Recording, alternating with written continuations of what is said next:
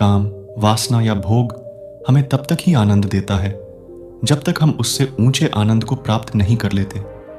अगर एक बार हम उससे ऊंचे आनंद का स्वाद चख लेते हैं तो काम वासना का मजा विलीन हो जाता है।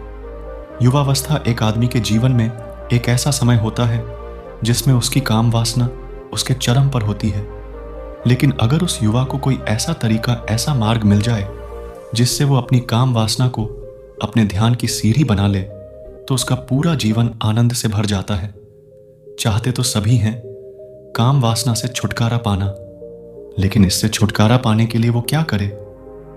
तो इस कहानी को सुनने के बाद आपको काम वासना के बारे में पूरी जानकारी मिल जाएगी। इससे पहले कि आप इस कहानी में खो जाए, इस चैनल को सब्सक्राइब जरूर कर लें। तो चलिए कहानी शुरू करते हैं। गौतम बुद्ध के समय में वैशाली राज्य में एक बहुत ही प्रसिद्ध विषय रहती थी जिसका नाम आम्रपाली था। वो बहुत ही सुंदर थी और उसे नगरवधु घोषित कर दिया गया था, यानी कि पूरे शहर की पत्नी उसके महल के द्वार पर सदा सोने के रथ खड़े डीहे रहते थे। यहां तक कि महान राजाओं को भी उससे मिलने के लिए इंतजार करना पड़ी डीढ़ता था। वो केवल एक वेश्या थी, लेकिन इतनी अमीर हो गई थी कि वो राज्य खरीद सकती थी। आम्रपाली का शरीर जितना सुंदर था, उससे कहीं सुंदर उसकी आत्मा थी जो सच्चे प्यार के लिए तरसती थी, क्योंकि आम्रपाली खुद से वेश्या नहीं बनी थी, उसे जबरदस्ती राजा ने वेश्या बनाया था। आम्रपाली के वेश्या बनने के पीछे एक कहानी है। आम्रपाली अपने ग्राहकों को बहुत प्यार करने का दिखावा करती थी, क्योंकि उसे इसके लिए भुगतान किया जाता था, लेकिन अंदर से वो उन सब से नफरत करते थे, क्योंकि वह सभी उसका इस्तेमाल एक भोग की वस्तु के रूप में करते थे। एक इंसान के रूप में उसका सम्मान कोई नहीं करता था। एक दिन आम्रपाली अपने महल की बालकनी में खड़ी थी। अचानक उसने महल के सामने से एक युवा बौद्ध भिक्षु को गुजरते हुए देखा, जिसके पास कुछ भी नहीं था सिवाय एक भिक्षा पात्र के। लेकिन उसके पास जबरदस्त जागरूकता थी और लोगों को खुद की ओर आकर्षित करने की अद्भुत शक्ति थी। जब युवा बौद्ध भिक्षु ने ऊपर की तरफ देखा तो आम्रपाली उसे देख रही थी। युवा भिक्षु ने आम्रपाली की ओर देखते हुए बेहद सम्मान भाव के साथ आम्रपाली को प्रणाम किया। आम्रपाली एक्ट कोसी युवा भिक्षु को देखती रही, क्योंकि पहली बार किसी ने आम्रपाली को सम्मान की नजरों से देखा था। किसी ने पहली बार उसे इंसान होने का एहसास दिलाया था। आम्रपाली तुरंत सीढ़ियों से नीचे उतरी और बाहर आकर उसी युवा बौद्ध भिक्षु के पैर छुए और कहा, प्रभु कृपया आज के दिन आप मेरे मेहमान बने और मेरे महल में चलकर भोजन स्वीकार करें। इसके बाद आम्रपाली ने कहा, कृपया मेरे निमंत्रण को ना करें, क्योंकि पहली बार मैंने किसी को निमंत्रण दिया है। मुझे हजारों बार राजाओं और सम्राटों द्वारा आमंत्रित किया गया है, लेकिन मैंने कभी किसी को आमंत्रित नहीं किया है। यह मेरा पहला निमंत्रण है। युवा भिक्षु ने सम्मानपूर्वक आम्रपाली का निमंत्रण स्वीकार करते हुए भोजन ग्रहण किया। भोजन देने के बाद आम्रपाली ने कहा, प्रभु आज से 3 दिनों के बाद बारिश का मौसम शुरू होने वाला है, जो कि 4 महीनों तक रहेगा, और मैं आपको अपने घर में 4 महीने रहने के लिए आमंत्रित करती हूं। आने वाले 4 महीनों के लिए यह महल आपका आश्चर्य होगा। मैं आपको पूर्ण रूप से आश्वस्त करती हूं कि मैं किसी भी प्रकार से आपके ध्यान में बाधा नहीं बनूंगी, बल्कि जितना मुझसे हो सकेगा आपके ध्यान की सुविधाओं को सुगम बनाने का प्रयास करूंगी। युवा बौद्ध भिक्षु ने कहा कि माफ कीजिएगा देवी, लेकिन इस विषय में मैं स्वयं निर्णय नहीं ले सकता। मैं आपके प्रस्ताव के विषय में बुद्ध से पूछूंगा।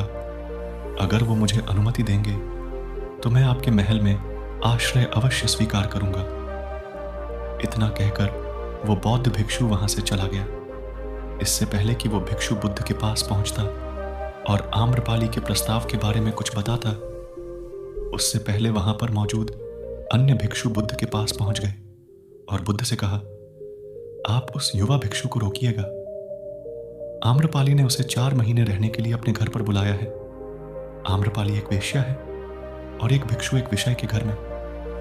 4 महीने रहे ये सही नहीं है, इससे हमारे संग में गलत संदेश जाएगा। बुद्ध ने कहा, कृपया आप लोग शांत हो जाएं और उस भिक्षु के आने की प्रतीक्षा करें।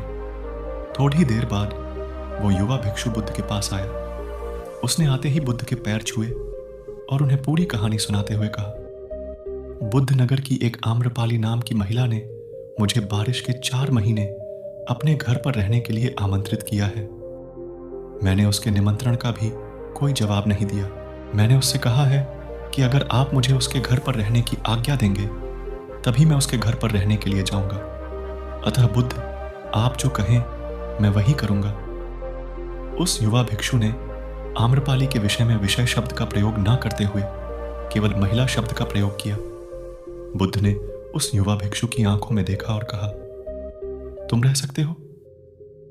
तभी अचानक एक बूढ़ा भिक्षु खड़ेड़ा हुआ और बोला कि बुद्ध, ये सही नहीं है। यह युवा भिक्षु एक सच्चाई छुपा रहा है। इसका कहना है कि एक आम्रपाली नाम की महिला ने अपने घर पर रहने के लिए इसे आमंत्रित किया है, लेकिन वो एक महिला नहीं है, वो एक वेश्या है। बुद्ध ने कहा कि मैं जानता हूं, और क्योंकि इसने विशेष शब्द का प्रयोग नहीं किया है, इसका अर्थ है कि इसके मन में उसके लिए सम्मान का भाव है, इसीलिए मैं इसको वहां रहने की अनुमति दे रहा हूं। वहां मौजूद हजारों भिक्षुओं को विश्वास नहीं हो रहा था कि बुद्ध ने एक युवा भिक्षु को एक वेश्या के घर में रहने की अनुमति दे दी है। अगले 3 दिनों के बाद वह युवा भिक्षु आम्रपाली के घर रहने के लिए चला गया।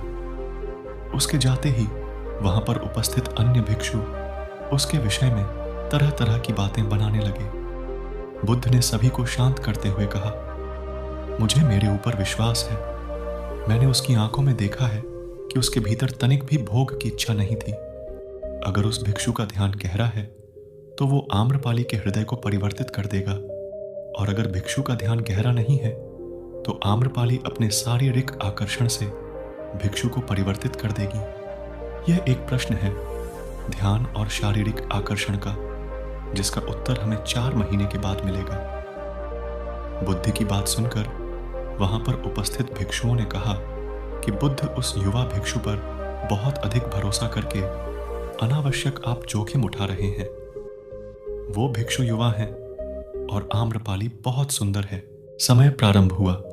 वर्षा ऋतु के 4 महीने बीत गए और वो युवा भिक्षु वापस आ गया।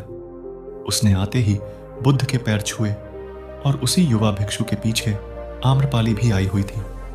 उस युवा भिक्षु ने आम्रपाली का बुद्ध से परिचय कराते हुए कहा, बुद्ध, ये आम्रपाली है और ये आपसे दीक्षित होना चाहती है। यह एक अनोखी महिला है। यह न केवल सुंदर है बल्कि इसकी आत्मा भी उतनी ही शुद्ध है जितनी आप कल्पना कर सकते हैं। आम्रपाली ने बुद्ध के पैर छुए और कहा, मैं पहली बार देखने भर से इस युवा भिक्षु से प्रेम करने लगी थी। इसीलिए मैंने इस युवा भिक्षु को अपने सौंदर्य से कई बार आकर्षित करने का प्रयास किया, लेकिन मैं पूर्ण रूप से असफल रही। इसके बजाय इस युवा भिक्षु ने मुझे ध्यान के प्रति जागरूक किया और ये एहसास कराया कि वास्तविक जीवन भोग नहीं अपितु ध्यान है। इसीलिए बुद्ध, मैं अपनी सारी संपत्ति आपके भिक्षुओं को दान में देना चाहती हूँ और शेष जीवन ध्यान में बिताना चाहती हूँ। इसके बाद आम्रपाली बुद्ध के शिष्यों में पहली महिला हुई जिन्हें आत्मज्ञान की प्राप्ति हुई। बुद्ध ने अपने पंथ के सभी शिष्यों से कहा, यदि तुम विषयों के संगति से डरते हो तो उस डर का उस वेश्या से कोई लेना देना नहीं है, बल्कि वह डर तुम्हारे बेसुध मन की उपज है, क्योंकि तुमने अपनी कामुकता को दबा दिया है और कामुक ऊर्जा को दबाया नहीं जा सकता। इसको केवल रूपांतरित किया जा सकता है। दोस्तों, हम सभी अपनी काम वासना को खत्म करने के लिए उसका दमन करना चाहते हैं, उसको दबाना चाहते हैं, लेकिन काम वासना एक ऊर्जा होती है, एक एनर्जी का सोर्स होता है, और एनर्जी कभी भी खत्म नहीं हो सकती है, बल्कि वो रूपांतरित हो सकती है। अगर आप अपनी काम वासना की शक्ति को दूसरी जगहों पे दूसरी दिशाओं में परिवर्तित करेंगे तो ही आप काम वासना से छुटकारा पा सकते हैं। लेकिन याद रहे, काम वासना से छुटकारा पाने के बारे में हमें सोचना भी नहीं है, हमें बस अपनी ऊर्जा को परिवर्तित करना है। अब वो ऊर्जा हम कहाँ पे लगाएंगे? हम उसे अपनी रचनात्मक शक्ति के लिए प्रयोग कर सकते हैं, ध्यान के लिए प्रयोग कर सकते हैं, और जैसे जैसे हम होश से भरेंगे हमारे जीवन में काम वासना से भी ज्यादा आनंद पैदा हो जाएगा, और उसके बाद काम वासना का आनंद हमें उसके सामने तुच्छ लगने लगेगा। अगर ये कहानी आपको ज्ञानवर्धक लगी तो कमेंट सेक्शन में ज़रूर बताएं और इस चैनल को सब्सक्राइब ज़रूर कर लें